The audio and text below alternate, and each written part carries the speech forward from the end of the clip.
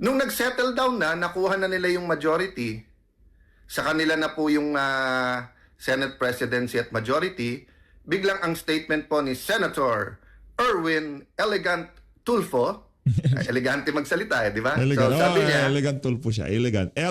bakit ba paikot-ikot na lang tayo dyan? Dyan na lang ba iikot ang buhay natin? Nako, kumakalat ho ngayon yung bali-balita sa mundo ng social media na kung saan ikukulong na daw ho di umano itong si Senator Alan Peter Cayetano kasunod nitong si Senator Rodante Marcoleta. At dyan sa guesting na yan nitong si Prof. Malutikia, tinalakay din ho ang panggigipit ng administrasyon nitong si Marcos Jr. sa kanyang mga kritiko. Pero bago ho yan, isang like at isang subscribe, masaya na ho tayo dyan at sa mga gusto sumali sa ating community, yung join button nandyan lang ho sa baba. Unahin na ho muna natin itong kay Coach, palakpakan natin ito si Coach Oli.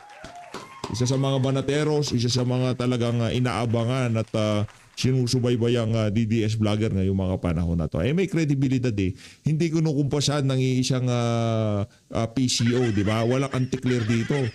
Sa grupo ng mga DDS, wala kaming anti-clear. Si Tio Moreno, meron sariling galaw. Banateros, may sariling galaw. Third Floor Studio, may sariling galaw. Walang kumukumpas sa amin.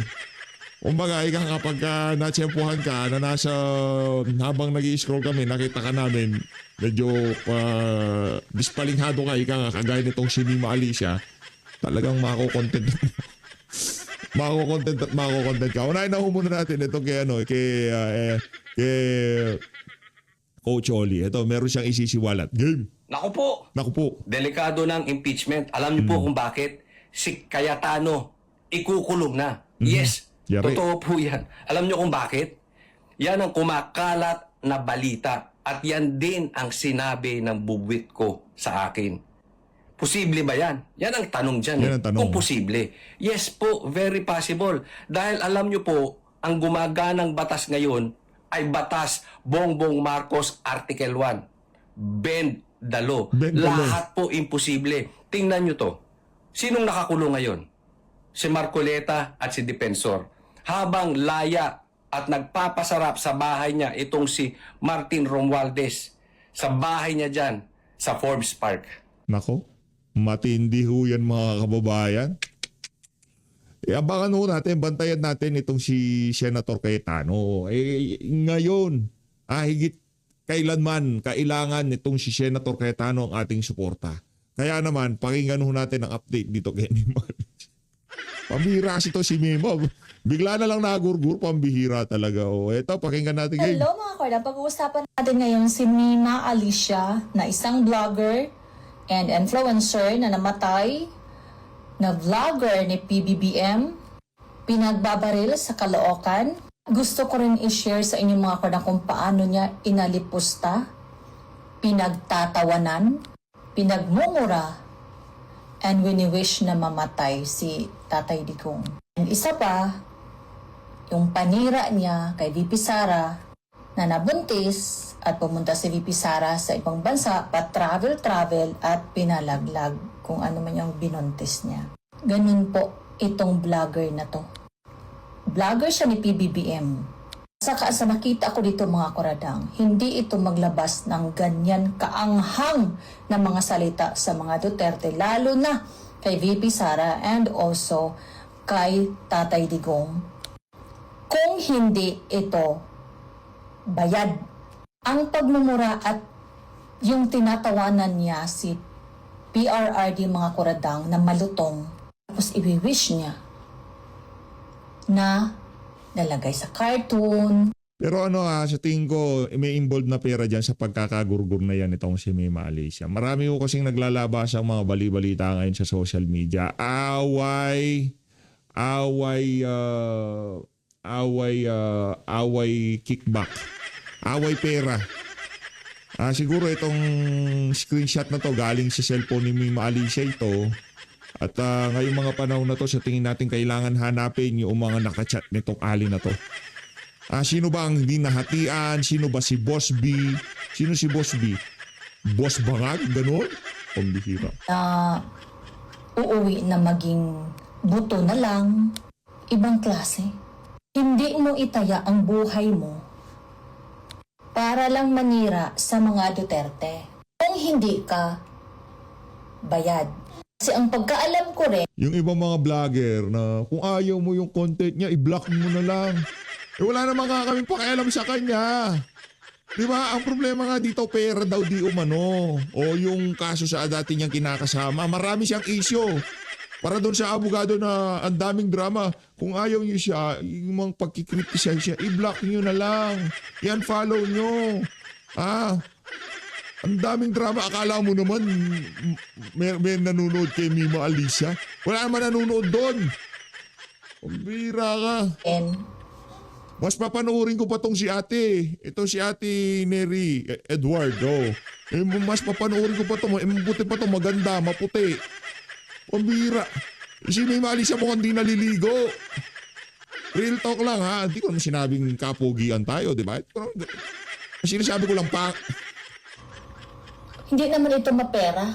Kaya ang sa akin lang, kung ano man ang nangyari sa kanya, dahil sa kanyang matabil na dila na Yan. hindi makontrol.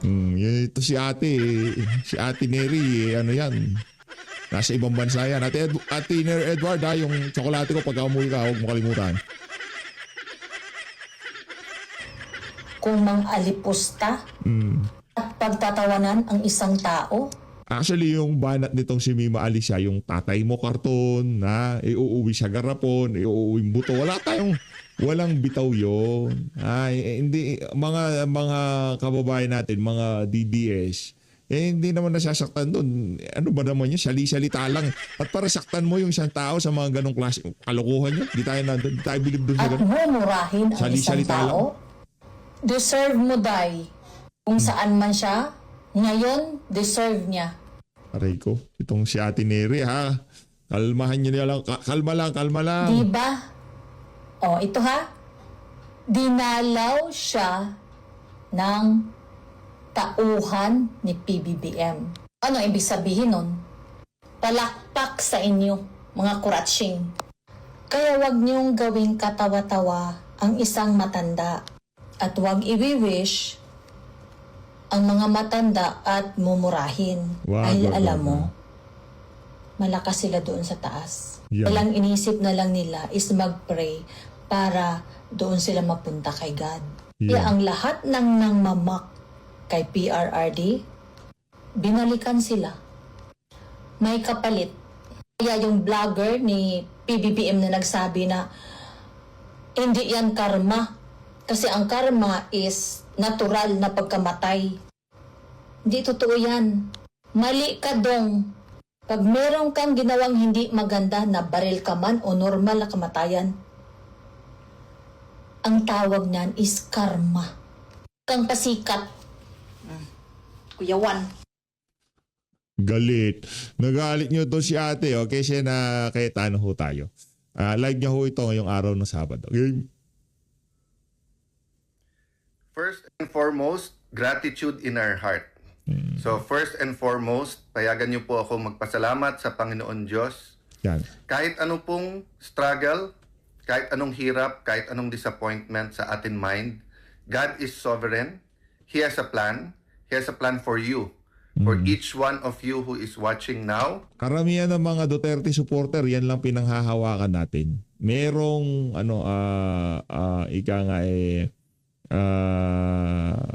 merong plano ang Panginoon, di ba? Ipagpasa Diyos na lang natin. Huwag na nating kaya tayo hindi tayo kahit banatan tayo ni Mima dati, hindi man natin siya sinagot. Kung di pa siya nagurgur, hindi man natin siya makokontent, di ba? Hindi kasi siya nalulungkot din naman tayo dahil kailanman yung isang mga ganong klaseng kaganapan hindi dapat ikatuwa ng kung sino man. Pero kung mga kababayan natin meron silang nakitang basyan para talagang, di ba, pagsalitaan parang ganun to si Mima, ganun na nangyari sa kanya. Nasa kanya-kanya naman ho tayo dyan. Pero tayo, yung sali-salita sa social media, sali-salita lang yan. No? Masakit yung sinabi niya kay Tatay Digong, oo. Pero bilang isang Duterte supporter, kaya malayong mailing sa atin yung mga ganyang klaseng kalokohan. Kayo siguro may pakanan. Hindi, kami mga mababait kami. Hindi namin nanasahin yan, di ba? Hindi namin, ako gusto ko, ito real talk gusto ko buhay si Mima Alicia. Gusto ko siyang makita pagka naging presidente si VP Sara. Totoo, real talk. Yung mga naiwan niya dito mga vlogger, nako, ako yung natutuwa na makikita nila maging presidente si VP Sara. Aminin nyo. Sige, comment niyo siya ba? Aminin nyo na gusto nyo rin makita ni Mima Alicia na maging presidente si VP Sara. Di ba? Sa daming kabalbal ng ginawa ng Mima Alicia na yan, mas, di ba, 6 na taon, di ba, makikita niya si VP. Oh. Eh ngayon, wala na siyang makikita. Madilim, nakikita niya. Nakakahon siya, di ba? He has a plan for your community, for your family. He has a plan para sa ating bansa. Sabi sa Jeremiah 29:11, "For I know the plans I have for you. Plans to prosper you and not to harm you. Plans to give you hope and a future." So parang magulang yan, may plano sa anak. Pero yung anak, kailangan nakikipag-usap sa tatay, ano tay ang plano mo? Ano ang seed na nilagay mo sa puso ko, sa isip ko? Ano bang future ko ang nakikita mo? So parang bata na sabi mo, yan ang magiging valedictorian. Yan ang magiging pinakamagaling na surgeon sa ating bansa. O yan makaka-discover ng gamot sa isang klaseng cancer or sa lahat ng klaseng cancer. O kaya yung sasabi mo, yan ang abogado na magiging Chief Justice at magbibigay ng hustisya sa ating bansa. Pero kung magdadrug siya or masamang barkada at hindi mag-aaral, hindi mangyayari yung plano. So let me start out by a vision that was shared by a pastor. He's a U.S. pastor, but his heart is in the Philippines, with the Philippines, for Filipinos. Madalas siyang bumisita dito, to my knowledge. At ang sinasabi niya, and madalas siyang kausapin mga Pilipino, sabi niya, the Philippines was meant to be a rich, influential, powerful country. Ulitin ko po ha, sa kanyang vision, meaning hindi lang niya to opinion, pero yung nilagay ng Panginoon sa kanyang mind at heart, mayaman, influential, powerful ang Pilipinas. Pero sabi niya, it's like a pot o yung isang paso na puno ng riches, parang liquid gold. Pero binutas ng mga stewards o ng mga leaders at sinipsip or kinuha yung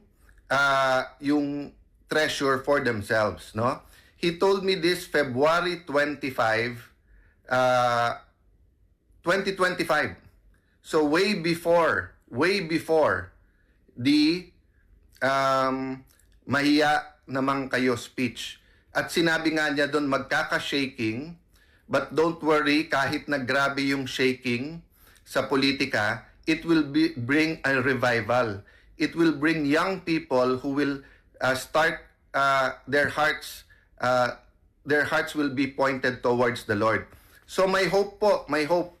So sa lahat ng nanonood ngayon, sa lahat ng kababayan natin, sa lahat po na nagpre-pray, sa Luzon, Visayas, Mindanao, sa ating mga OFWs, don't lose hope. Maganda plano ni Lord. Gandang plano But ni we Lord. have to seek earnestly kung ano yung plano na yan. We have to do our part, no?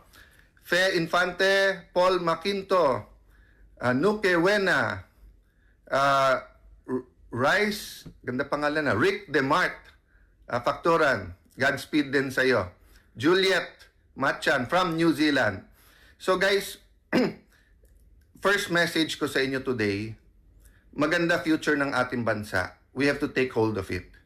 The Israelites, when they were freed from Egypt, 40 years sila sa desert. Bakit po? Sabi nung iba, mga religious leaders natin, Christian religious leaders, whether Catholic or Protestant, it was because of sin. Tama din po yon. Dahil sa sunod-sunod pa rin ng pagkakasala, hindi nakapasok sa Promised Land. Hari Pautin, Assalamualaikum, lahat ng ating mga kapatid na Muslim. Assalamualaikum sa inyo, Pastor Corpus. How are you? God bless you po. Mary Ann Vailoses, yan. Sorry po. Gusto ko rin, nasabik din ako na kamustahin kayo lahat. Pastor Ador, Elena, Balakenya, May Tai. Don't get tired fighting. Prayers po. I-recharge nyo po ako through prayers, God will recharge me na po. So, I was saying po, yung napalaya sa Egypt after napakatagal na slavery, but in the last few decades or the last few years, ine-explain din po ng ating mga pare, pastor, mga ministers, no, na the Israelites were out of Egypt, but Egypt was still in them. Anong ibig sabihin nun? Just because napalaya na sila, hindi ibig sabihin na yung mind nila hindi pa rin slave mentality. Di ba? So, nung 1986, nagkaroon ng EDSA Revolution, sabi natin, never again. Sabi natin, hindi na tayo papayag na muli mabawi ang ating kalayaan. And then afterwards, between that, ngayon, 2026, naging issue nung 2022, ibabalik ba natin ang isang Marcos? Pero sabi, Team Unity, Marcos Duterte, galing tayo sa pandemic, nakatikim tayo ng mga 10 taon na economic growth from the time of President Pinoy and President Duterte, who I very much respect both of them. So, nung nag-anniversary nung 2026, 40 years, we have to ask ourselves, do we already have that mentality of conquerors? Or ang mentality pa ba natin ay slaves, di ba? So, saan slave? Siguro sa corruption at poverty, di ba? Kung makikita mo, ano ba sistema ng gobyerno ngayon? Una, kuyog, di ba? So, pagka ikaw ay naging oposisyon, vlogger ka man, mayor, congressman, senador, journalist, kung ano man, basta't mag-ingay ka, kukuyugin ka muna. Whether it's through trolls or whether it's through the NBI, whether it's through the departments that are relevant, medyo kukuyugin ka muna. Oo. Kung hindi ka makuha sa kuyog, kakasuhan ka na. Di ba? Oo. Pagka nakasuhan ka na at medyo busy ka na, na-realize mo may pamilya ka, may buhay ka, may... there are other things in life, di ba, that are important to you. Not only building your nation, if you stop there, panalo na sila. So, ang pangatlo nila ay ikukulong ka. Kukulong ka. Thank God, wala pa naman yung kill. May mga namamatay, pero so far, hindi pa naman natin sinasabing political assassinations yon, di ba? At least at the leaders level. It's a pity that at the street level may killings talaga. But okay. So, kuyog, kaso, kulong. So, dun na sa nagsasabing hindi sila nag-i-intimidate, I mean, if you assume, kung sa isip nyo, you keep getting away with it and you think that the Filipino people are stupid, that's your opinion. But matalino po ang Pilipino kahit saan mo ilagay, kahit saan bansa, tinitingala. Para dito kay Boying Remulla, wag mo kaming kay Melvin Matibag, wag nyo kaming tatuhin na parang mga aanga-anga ha. That's why nga sabay-sabay tayo nag-object doon sa depiction, 'di ba? Whether it's anime, cartoons, editorial cartoon, whether it's state media o kahit sino. And baliktad din, 'di ba po? One time may ganun sa isang TV series sa London, yung mali ang depiction sa ating mga nanis. Nagalit din tayo. So there's no room for hate, there's no room for yung i-compare tayo whether sa matching, sa unggoy, etc. Whether that's China or any other country in the world. And we also shouldn't do that. Thank you, Blas Jimenez, for saying be strong. God willing po. Yes, Bog Isidro, makakalaya ba si Sen Marcoleta? I have faith po. I have faith po na yung mga kinukulong nila na political prisoners, no? I consider Senator Jinggoy, Senator Marcoleta, former Congressman Mike Defensor, they are political prisoners. Kinulong sila dahil hindi sa kaso, kung hindi sa konsensya nila. Weaponize ang DOJ, ang Office of the Ombudsman, not for justice, pero dun sa political ends. We can talk more about that after the SONA, no? Para mas maganda yung discussion. But ang point ko po, tignan nyo po yung KKK. Di ba? Kuyog, kaso, kulong. Ano naman yung KKK natin? Unang-una po, katotohanan. We have to fight for the truth. whether it's in the impeachment, whether it's in the flood control, whether yung mga kinakasuhan, whether it's our dealings no in the South China Sea or all over overall relationship with China, whether it's our relationship with the US, the basis should be truth, katotohanan. Pangalawa po, konstitusyon. Wala pong society ang unlad na walang rules. At dapat po fair at may justice po yung rules na yan. Ang ating pong rules ay yung konstitusyon. Pero ang rule po ngayon ay bend the law. Bendel. Bend Yan ho ang ating batas ngayon. Bendalo. Kung makulong man itong si Senator Alan Peter Cayetano, ako doon na sana hindi yung nanaisin yan dahil isa na lang isa siya sa ika nga matatalas diyan sa Senado na nagtatanong doon sa mga makakabuluhang tanong, hindi kagaya ng kay Kiko Matching. Yung mema lang, si Kiko may mema lang, yung may preset lang siya na masabi doon sa mga kasama niya, mga dilawan, piglawan. Oy, nandito ako ha. Kala nyo, hindi ako tumatrabaho dito para mapabagsak ang mga Duterte, no? Malaki akong galit ng mga yan. Kaya naman,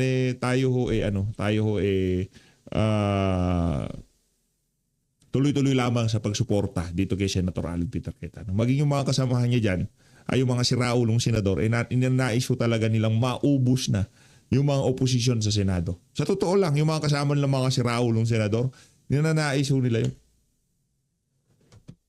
the law. Pati hindi na po bend the law, bend the Constitution. Kung ano na lang ang gusto nilang interpretasyon sa batas. At dahil parang ngayon, frat war sa college, wala nang tama't mali. Ang question na lang, sino magkakampit, hindi. Yan. Nagkakaproblema yung buong bansa. When we bend the law, especially when we bend the constitutions, we weaken our institutions. So ano po yung pangatlong K? Corruption. Corruption. When you bend the law, it promotes corruption. So sabi po, unang sinabi ng new majority, huwag kayong mag-alala, hindi na si Senator Lacson ang magiging blue ribbon. So parang nilang inamin na talagang siya, what do you call this, bias doon at ayaw na sa kanya at saka medyo aminin man nila hindi, kung ano na script ng Malacanang, yun na sinusunod ni Senator Lacson at ni Senator Soto noon. Ang problema, ang nilagay, bata din ni Senator, wag ko daw gamitin yung tuta. So, bata din ni Senator Lacson ang nilagay nila dun sa Blue Ribbon Committee. O, nung lumabas na sinabi nung 18 Marines na mukhang may maleta din, mag-i-inhibit naman daw siya at gagawa naman daw siya ng subcommittee. Okay.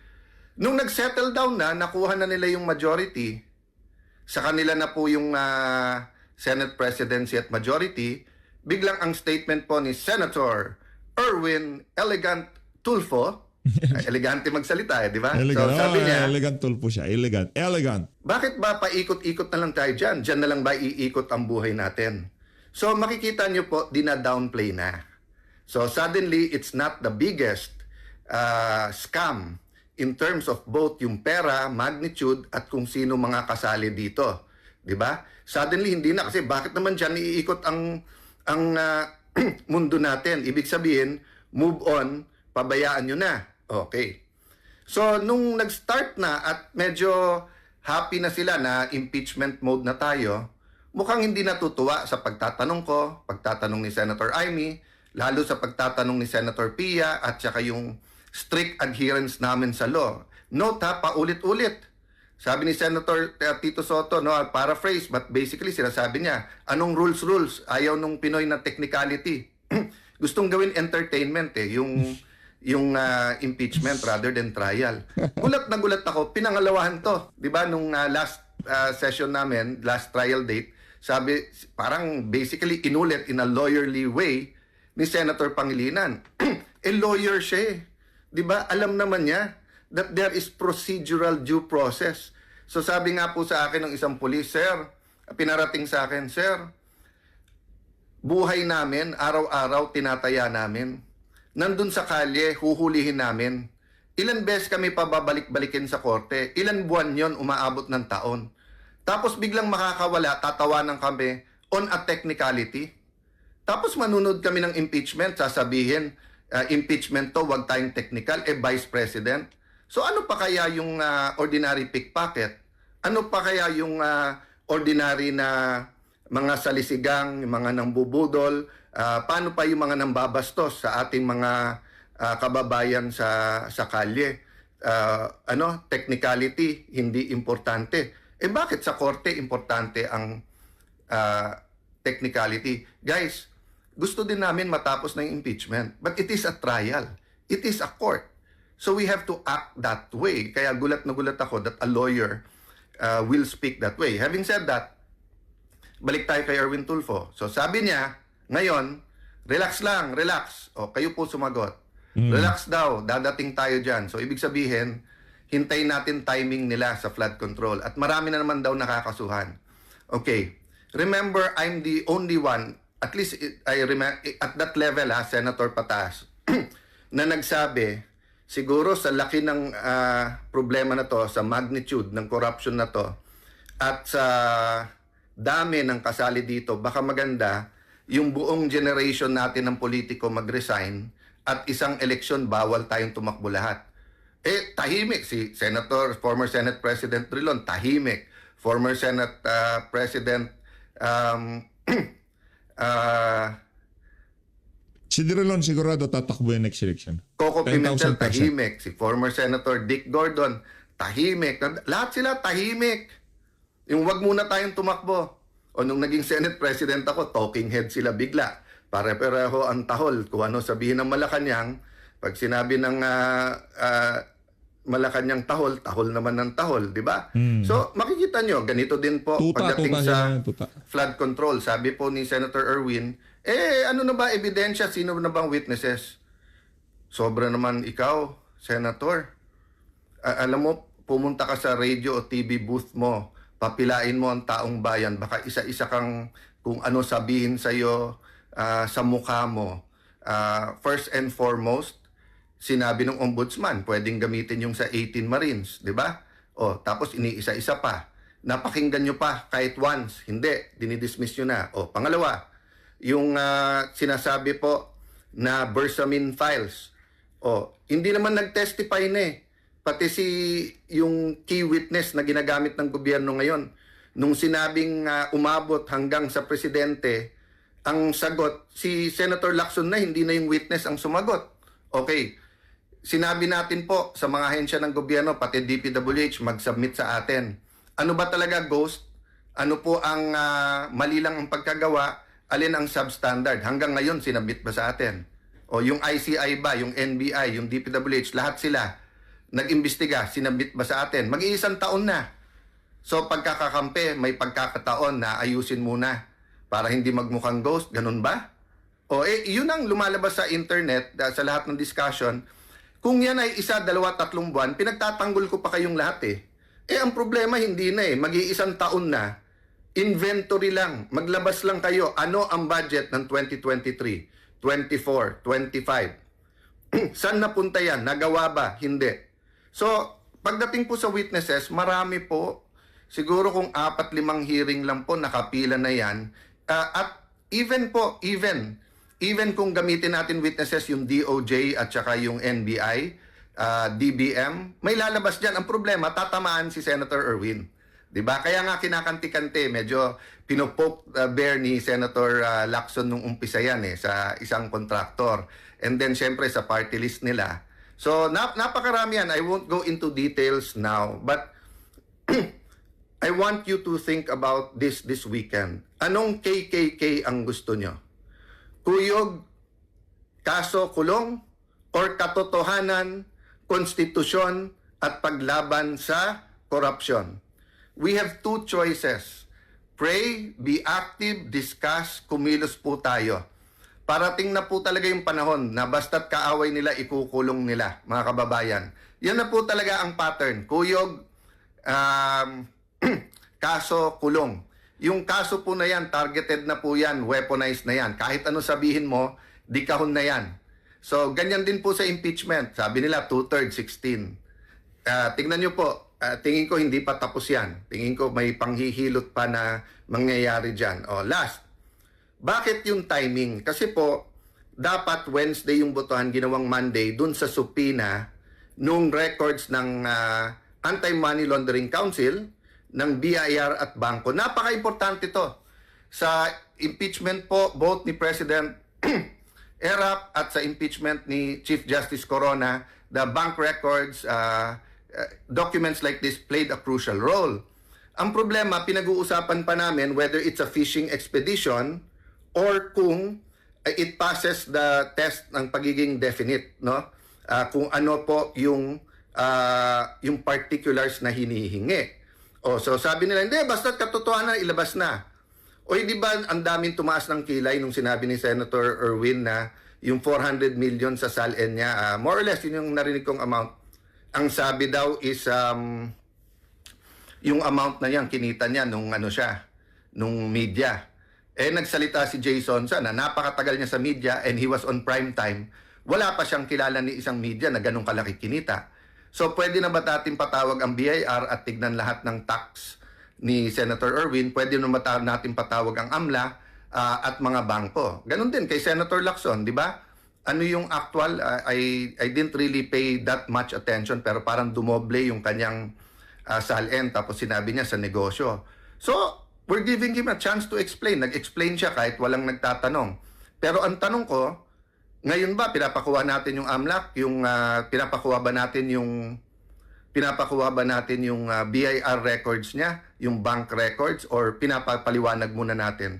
Yan ang isang pinag-uusapan ngayon Kaya tayo dinidistract, di ba? So unang nagdi-distract, NBI, sausaw ka agad yung DOJ. Itong ombudsman, pinipilit kong respeto, pero sausaw na din na naman. And then, afterwards, ang Malacanang, kung ano nang sinasabi, hindi kasali dyan yung kakampi nila, kasali yung kakampi. Hindi daw kasali, pero sabi ng ombudsman, bubuksan ulit. So, just do your job and I will honor you kung tama, di ba? Pero kaya sumausaw kagad yan si Erwin. Inutusan din ni Senator Lacson. Bantayan nyo sa impeachment. Yung pag nagtitingin na, ikaw naman, salita ka, di ba? So, happy weekend, just like me.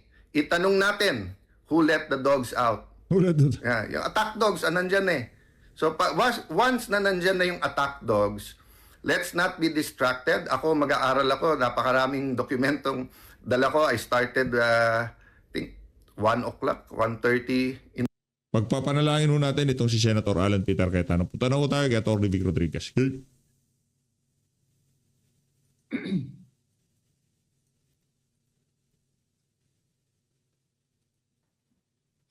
Yung ating TikTok, masusubaybayan na po tayo sa TikTok din kasabay ng ating mga nanonood sa ating YouTube at sa ating Facebook. Muli ho, ang ating layunin, ang aking maliit na ambag upang labanan at tutulan ang mainstream media blackout sa mga mahalagang usaping panlipunan at hindi tayo hinuhulma doon sa direksyon at agenda na gustong ipagpatuloy ng kasalukuyang administrasyon. No? So ngayon ay economic and political powder keg. Marami na ho ang nagko-cover at nag-live podcast patungkol sa nagaganap na impeachment. And as I have said, last week po tayo dito, tayo ay nagsampa nung Lunes kasama si Attorney Israelito Bobet Torion na kini-question yung unang-unang maling pagkakamali ng impeachment court. Yan ay nung hinayaan nilang lisanin ni Senate President Sherwin Gatchalian ang pagiging presiding officer. Doon pa lang naging tainted na yung buong proseso ng impeachment court sapagkat malinaw na sa ating saligang batas, bahagi ng obligasyon ng Senate President ay maging presiding officer diyan sa impeachment court during the impeachment trial basta't hindi ang Pangulo ng Republika ng Pilipinas ang nasasakdal o humaharap sa pagdinig. Dito sa nangyari nakita natin last week during the first week of the impeachment trial, simula pa lamang umatras na si Sherwin Gatchalian. At diyan nga kinwestiyon natin na hindi ito nararapat at delikado nanganganib from both sides, the prosecution and the defense. They may question later on the entirety of the proceeding kasi nga nagsimula ito on the wrong footing. But anyway, kaya po ang ating pakay naman ngayon, ang ating paksa, ay ang economic and political powder keg. Sapagkat habang hindi naman siguro kayo nawawaliw dahil hindi na rin kayo nagpapabudol, nakita naman natin na sablay ang presentasyon ng prosecution 2 magkasunod na linggo na. Nagpakita sila ng mga corrupt witnesses in the Philippine impeachment trial of our Vice President. Nagsalang ng 2 star witness or main witness nila na sadya rin palang tad-tad ng kaso. Arbitrary detention, robbery, theft, at yan din ay ipinuna ni Senator Judge Robin Padilla at hindi naman itinanggi noong star witness ng prosecution. Si At Bergamo, magandang gabi sa iyo. Si Flick Clicks, I think si Flick Clicks ay mula sa Canada. Si Twinkle T, maraming salamat.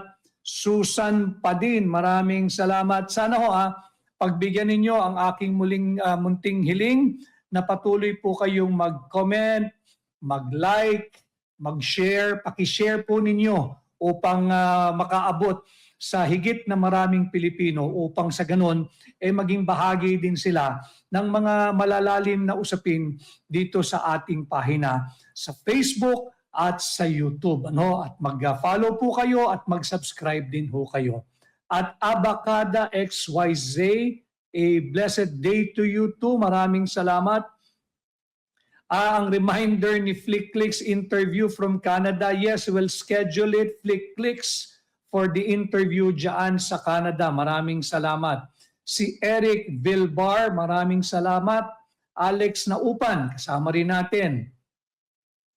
Sabi ni at Mary Jo, nakapanood din ng live mo, attorney. Hindi ako team replay ngayon, watching here in Singapore. Mabuhay ka at Mary Jo at lahat ng kapwa natin Pilipino dyan sa Singapore. Sama rin natin si Atmia Poche from Tokyo at si Rosita Rigo. Maraming salamat. Ang dami kong kasama ngayong umaga sa iba't ibang panig, hindi lamang ng Pilipinas kundi ng buong mundo. Sama rin natin si Emiyaj Akrap. Parang Magbitang. Siguro si Magbitang ang apelido niya, binaliktad lang niya. Si Maine Obero, God bless you too, at Lourdes Campo Redondo. Lourdes Campo Redondo, mabuhay ka rin, may God bless you too. Si Tessie Amanuma, kasama uli natin from Tokyo, at Reynan Regis, isa siyang maisog. Maraming salamat. Jessa Cabonegro, si Letacia Tupa Argilies, always watching, si Mel Ross. Batiin ho muna natin yung habang inaantay pa natin yung ibang makasama natin. Si Susana Agustin watching from Macau, China. Mabuhay kayo dyan sa Macau. Sabi ni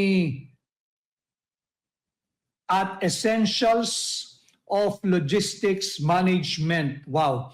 At Essentials of Logistic Management, maraming salamat. Aasahan ko ang patuloy ninyong aktibong tulong at suporta sa inyong lingkod. Si At Your Side, 100%. I also have the same feeling. I also have the same thoughts na bago pa man nagsimula yung impeachment trial, karamihan, kung hindi man lahat, halos lahat ng senator judges ay mayroon ng desisyon. Ito ba'y naaayon o babatay nila sa ebidensya o hindi? Titingnan natin pagdating ng araw ng kinakailangan na silang bumoto at gumawa ng kanilang paghuhusga. Si Noel from Lawag City. Incidentally, nais kong pasalamatan ang pamunuan at ang mga nagsipagtapos kahapon diyan sa John Buco Colegio de Jimenez Incorporated. Graduation po nila kahapon at tayo po'y mapalad na napagbigyan daan na maging bahagi by allowing me to send a video message to greet our educators, our school administrators, and most especially our graduating students. At maraming salamat sa OIC President, si Ma'am Atcharea Buco, again of John Buco Coleo de Jimenez Incorporated. Diyan yan sa Oroquieta City, Misamis Occidental. At ang kanilang theme kahapon ay celebrating academic excellence, rising beyond boundaries, reaching higher aspiration, and leading with purpose in a transforming world. Again, yung mga kababayan natin dyan sa Oroquieta City, lalong-lalo na, higit pa yung mga nagsipagtapos kahapon, Misamis Occidental, John Buco Coleo de Jimenez Incorporated, congratulations, mabuhay, at good luck sa inyong mga haharapin bilang bahagi na ng workforce ng ating bansa. Si At Mary Jo, mayroon comment si At Mary Jo, hindi na raw ligtas maglakad sa ating mga kalsada ngayon. Hindi lang ikaw at Mary Jo ang nakakaranas ng ganyang uri ng pangamba pagka lumalabas sa ating mga lansangan. Eloisa, Team Live, maraming salamat sa iyong paalala na lagi tayong mag-iingat. Salamat sa iyo. Si at 10:26, hindi rin siya team replay ngayon. Yung akin pong hiling sana po pakishare ninyo para yung mga habol po ng team replay ay makanood din ng ating talakayan ngayong umaga. So ito po yung ating diskurso ngayong araw, ang ating layunin, maitaas ang antas ng pampublikong diskurso, madagdagan ang inyong kamulatan at kaalaman sa mahalagang usaping panlipunan. Political and economic powder keg. Ibig po sabihin nito sapagkat narinig ninyo kahapon pa, ngayon lamang nalalathala sa mga pahayagan na may nakaamba ang description dito ng isang on-site media channel ay jumbo fuel price hike. Higante, jambong pagtaas na naman ng produktong petrolyo sa susunod na linggo. Lagyan natin ng konteksto. Bakit political and economic or bakit economic and political powder keg? Para po ito yung bariles na punong-puno ng pulbura na anytime masanggi mo lamang ay mayroong potensyal na sumiklab at sumabog. Ganon din itong powder keg, something that is liable to explode, something that could explode. At yan yung ating kalagayan ngayon, yung ating ekonomiya at yung ating political na sitwasyon, something that could potentially explode and trigger multiple crises dito sa ating bansa. Nakita natin yung nagaganap na impeachment trial, kung saan mga corrupted witnesses ang inahaharap sa mismong impeachment court. Maraming salamat din sa halos, ngayon lang po tayo nagbalik sa TikTok at meron na tayong nakaantabay na halos 14,000 live viewers. Kabahagi natin, maraming salamat sa inyo. At ganoon din sa napakaraming nakasubaybay sa ating Facebook at sa ating YouTube. Yung konteksto po ng pagtaas na naman ng produktong petrolyo next week. Sinasabi na ang halaga ay mahigit 10 piso hanggang 11 piso kada litro. Hindi na biro-biro yung sunod-sunod na pagtaas ng halaga ng produktong petrolyo. Last week, nung tayo'y nag-live nung this week, July 13, nakaambang itaas at nagtaas nga ang produktong petrolyo, 2 pesos and 62 centavos to 4 pesos and 62 centavos per liter pagdating sa diesel. Nung July 14 yan. At pagdating naman sa gasolina, 2 pesos and 22 to 4 pesos and 22 centavos per liter yung itinaas ngayong linggo. Sa susunod na linggo, ang nakaambang pagtaas ng halaga ng produktong petrolyo ay diesel. Makinig kayo diesel. Ito yung karamihang ginagamit ng mamamayang Pilipino, whether mangingisda, magsasaka, yung public transport natin. Ang diesel ay nakaambang magtaas ng 10 piso hanggang 11 piso kada litro sa darating na linggo. Ang gasolina naman, 4 na piso hanggang 5 piso kada litro. At ito nga yung nagdudulot ng additional stress. Punong-puno na ng matinding tensyon ang kalagayan ng ating ekonomiya. Sa ngayon, ang presyo ng diesel ay 75 pesos to 77 pesos per liter. Ang diesel premium, yung mga gumagamit ng diesel premium, 82 pesos to 84 pesos. Imagine ninyo, yung ngayong lagay ng presyo ng diesel, whether ordinary diesel or diesel premium ang ginagamit ninyo, pag nagtaas ng 10 piso kada litro next week, ang produktong diesel ay magkakahalaga somewhere between 85 to 87 pesos per liter. Yung ordinaryo yan. Yan yung papasanin na naman nung mga bahagi ng transport industry or transport sector. Nung mga nagmamaneho ng bus, nagmamaneho ng jeep, yung gumagamit ng produktong diesel.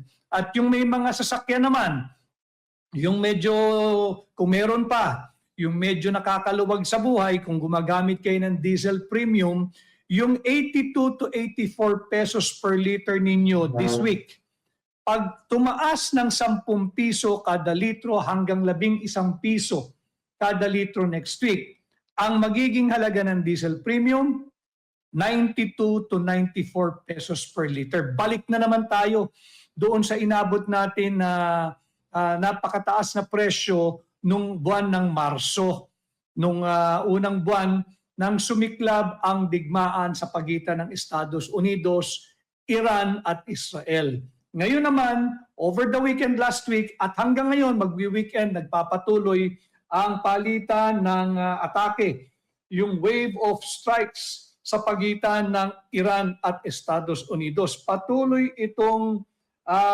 nag-escalate o lumalala o tumitindi at walang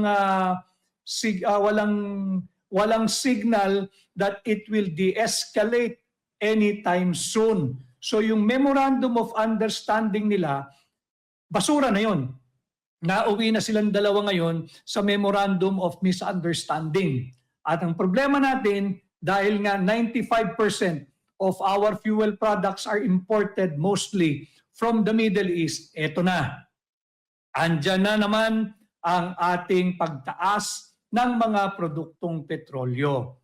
Kaya po natin muling ibinalik yung ating TikTok sapagkat namimiss ko yung mga troll sa TikTok. Ayan na naman sila. Sige lang, pasok lang. Basta't makinig kayo. And I tell you, I guarantee you, makinig lang kayo, do what you have to do, mag-comply kayo para makasahod kayo. Biyernes ngayon, baka lingguhan ang koleksyon ninyo ng inyong payola. Kayo na nga mga kababayan, para mapanood nyo yung kabuuan ng live ni Atty. Vic Rodriguez. Punta lang ko kayo sa Tinig Maisog, FB channel. Maraming salamat to. Pag-ingat ko kayo lahat, Manland Pilipinas.